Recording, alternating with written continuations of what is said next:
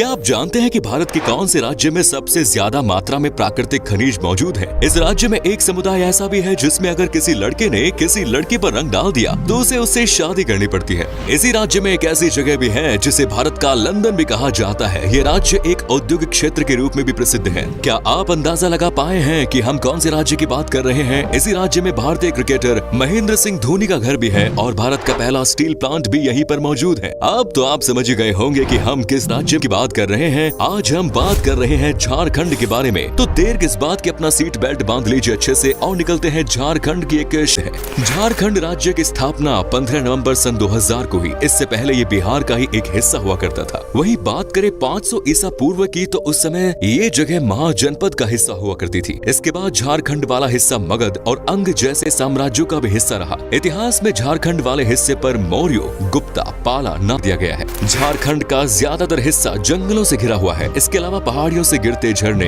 नदियां और खूबसूरत मैदान इस राज्य की सुंदरता को कई गुना बढ़ाते हैं। आपको जानकर हैरानी होगी कि पूरे देश में पाए जाने वाले खनिज का 40% हिस्सा सिर्फ झारखंड में ही पाया जाता है। और कुछ विशेषज्ञों का तो ये भी कहना है कि पूरी दुनिया में जर्मनी के बाद सबसे ज्यादा मात्रा में खनिज झारखंड में ही पाए जाते हैं। देश में इस्तेमाल होने वाले कोयले का 29% हिस्सा झारखंड से ही प्राप्त होता है। इसके अलावा 26% लोहा और 18% कॉपर में भी झारखंड का योगदान है। इतना ही नहीं, यहाँ पर uranium, mica, bauxite, granite, silver, limestone, dolomite और ग्रेफाइट जैसे कई अन्य खनिज भी प्रचुर मात्रा में पाए जाते हैं। पूरे देश में सबसे पहले यूरेनियम की खोज भी झारखंड के इलाकों में ही की गई थी। राज्य की अर्थव्यवस्था में सबसे बड़ा योगदान यहाँ पाए जाने वाले खनिजों का ही है। पूरे देश में झारखंड से खनिजों की सप्लाई की जाती है। झारखंड की जीडीपी $50 बिलियन यानी लगभग 3.83 लाख करोड़ के आसपास है। जितनी मात्रा में खनिज पाए जाते हैं और उन्हें निकाला जा रहा है, उस हिसाब से यहाँ की जीडीपी काफी कम है, क्योंकि खनिज से होने वाली कमाई का ज्यादातर हिस्सा दलालों और यहाँ के भ्रष्ट नेताओं की जेब में जाता है। बिहार से अलग होने के बाद उम्मीद की जा रही थी कि अब शायद झारखंड राज्य में तेजी से विकास होगा, लेकिन 2 दशक से ज्यादा समय बीत जाने के बाद भी हालातों में कुछ सुधार नहीं हुआ। इसकी एक बड़ी वजह पॉलिटिकल इंस्टेबिलिटी भी है।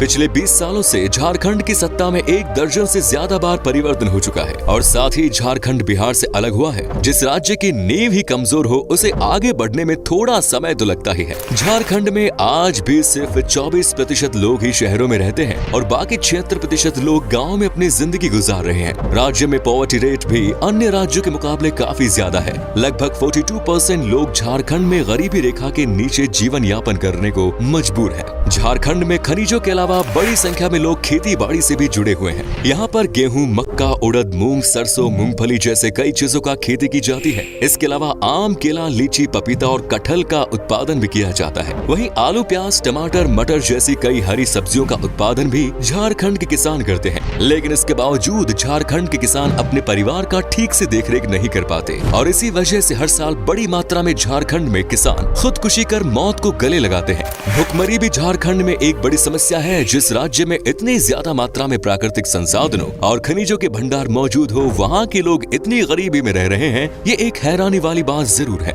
झारखंड में गढ़वा नाम का एक जिला मौजूद है जहाँ हर साल मेंढक और मेंढकी की शादी करवाई जाती है और धूमधाम से बारात भी निकाली जाती है। जी हाँ, पूरे गांव के लोग इस शादी में बढ़ चढ़कर भाग लेते हैं। लोगों का कहना है कि 1966 में यहाँ भयंकर अकाल पड़ा, जिसके बाद 1967 में यहाँ पर मेंढक और मेंढकी की शादी कराने की सलाह दी गई और उसी साल यहाँ पर बहुत अच्छी बारिश हुई और फसल की पैदावार भी बीते सालों के मुकाबले बेहतर हुई। तब से लेकर आज तक हर साल बेहतर फसल और अच्छी बारिश के लिए मेंढक और मेंढकी की शादी की प्रथा यहाँ पर चली आ रही है। झारखंड में लगभग 67% आबादी हिंदुओं की है। 15% लोग इस्लाम धर्म को मानने वाले हैं। इनके अलावा यहाँ पर सरनाइसम भी एक प्रमुख धर्म माना जाता है, जिसे राज्य के लगभग 12% लोग मानते हैं। ये धर्म आदिवासी समुदाय के लोगों द्वारा ज्यादा माना जाता है। झारखंड में आदिवासी समुदाय सबसे ज्यादा मात्रा में है। पूरे राज्य में 32 जनजातियों के लोग रहते हैं। इन जनजातियों की अपनी अलग अलग परंपराएं और रीति रिवाज है। देश की आजादी में भी आदिवासी समाज के कई महान योद्धाओं ने अपना सर्वस्व न्यौछावर कर दिया। तिलका मांझी, भगवान बिरसा मुंडा, कान्हू और सिद्धा जैसे शूरवीर आदिवासियों का नाम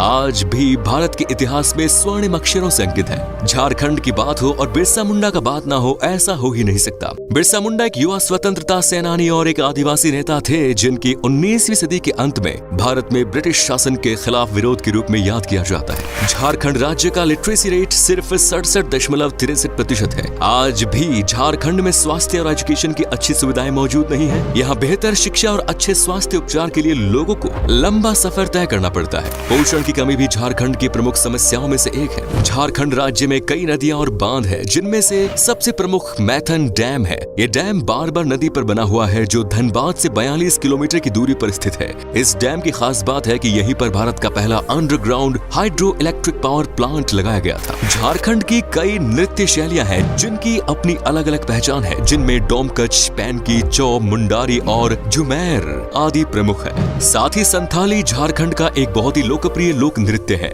ये झारखंड की संथाल जनजातियों द्वारा किया जाने वाला एक समूह नृत्य है। रांची में संथल नाम के समुदाय के लोग रहते हैं। मजे की बात यह है कि इस समुदाय में होली का त्योहार 15 दिन पहले ही खेलना शुरू कर दिया जाता है। लेकिन होली को यहाँ बाहा पर्व के नाम से जाना जाता है। बाहा का मतलब होता है फूल। इस त्योहार में लोग एक दूसरे पर पानी डालते हैं और फूल फेंकते हैं। इस समुदाय की परंपरा है कि अगर किसी लड़के ने बाहा पर्व के दौरान किसी लड़की पर रंग डाल दिया तो उसे उस लड़की से शादी करनी पड़ती है, और अगर लड़के को वो शादी मंजूर ना हो तो लड़के की सारी संपत्ति उस लड़की के नाम ट्रांसफर कर दी जाती है और ये हक यहाँ की पंचायत को प्राप्त है। झारखंड को लैंड ऑफ फेस्टिवल भी कहा जाए तो गलत नहीं होगा। यहाँ आप साल के किसी भी महीने चले जाएं, आपको ऐसा ही लगेगा जैसे कोई त्योहार मनाया जा रहा हो। जगह जगह सुंदर मेलों का आयोजन पूरे प्रदेश में किया जाता है। जीतिया, नवाखाने, सोहराय और सरहूल आदि यहाँ के प्रमुख त्योहार हैं। और जावा एक और अनोखा त्योहार है जो कि राज्य की कुंवारी लड़कियों द्वारा मनाया जाता है। चलिए अब आपको झारखंड के कुछ प्रसिद्ध जगहों के बारे में बताते हैं जहां आप घूमने जा सकते हैं। शुरू करते हैं रांची से। रांची को झरनों का शहर भी कहा जाता है, जिनकी सुंदरता आपका मन मोह लेगी। इसके अलावा रांची में गोंडा हिल, यहाँ का रॉक गार्डन सैलानियों के बीच काफी प्रसिद्ध है। आपको बता दें कि रांची में ही देश का सबसे बड़ा मछली घर भी मौजूद है। भगवान बिरसा बायोलॉजिकल पार्क और एक बायोडायवर्सिटी पार्क भी रांची में है। और टैगोर हिल और आदिवासी संग्रहालय जैसी और भी कई जगह आपको रांची में घूमने को मिलेगी। साथ ही यहाँ पर कई प्रमुख शॉपिंग कॉम्प्लेक्स हैं और ऊंची ऊंची इमारतें भी हैं, जिन्हें देखकर यकीन करना मुश्किल होता है कि ये जगह एक समय पर बिहार का ही हिस्सा हुआ करती थी। झारखंड पूरे भारत में अपने तीर्थ स्थलों के लिए भी प्रसिद्ध है। देवघर के बारे में तो आप में से बहुत से लोगों ने सुना भी होगा। यहाँ सावन के महीने में एक विशाल मेले का आयोजन होता है, जिसमें देश विदेश से लाखों श्रद्धालु आते हैं। साथ ही गिरिडीह जिले में पारसनाथ नाम का एक पर्वत है जो पूरे राज्य की सबसे ऊंची चोटी भी है। ये जगह जैन धर्म का प्रमुख तीर्थ स्थल है, जिसे सम्मेद शिखर जी के नाम से भी जाना जाता है। झारखंड का जमशेदपुर अपनी स्टील इंडस्ट्री के लिए न सिर्फ हिंदुस्तान में बल्कि पूरी दुनिया में प्रसिद्ध है। इस जगह का नाम भी जमशेद जी टाटा के नाम पर ही रखा गया है। जमशेदपुर या टाटा नगर भारत का पहला प्लांट सिटी था, जो आज भी एक औद्योगिक केंद्र बना हुआ है। जमशेदपुर में स्थित जुबिली पार्क भी यहाँ आने वाले पर्यटकों को आकर्षित करता है। इसके अलावा धनबाद को कोल कैपिटल के नाम से जाना जाता है, क्योंकि इस जिले में कई कोल की खदानें मौजूद हैं। और बोकारो भी झारखंड का एक प्रमुख शहर है, जो अपने इंडस्ट्रीज के कारण तेजी से विकसित हो रहा है। इसके अलावा झारखंड के डॉल्टनगंज में पलामू का किला है, जो एक प्रसिद्ध ऐतिहासिक धरोहर है। चतरा में स्थित भद्रकाली का मंदिर माता के 51 शक्ति पीठों में से एक है। इतना ही नहीं, दुमकी में 72 मंदिर बने हुए हैं, जिन्हें मलूटे के मंदिर के नाम से जाना जाता है। हजारीबाग जिले के इस्को विलेज की रॉक पेंटिंग्स देखकर पर्यटक अवश्य ही रोमांचित हो जाएंगे।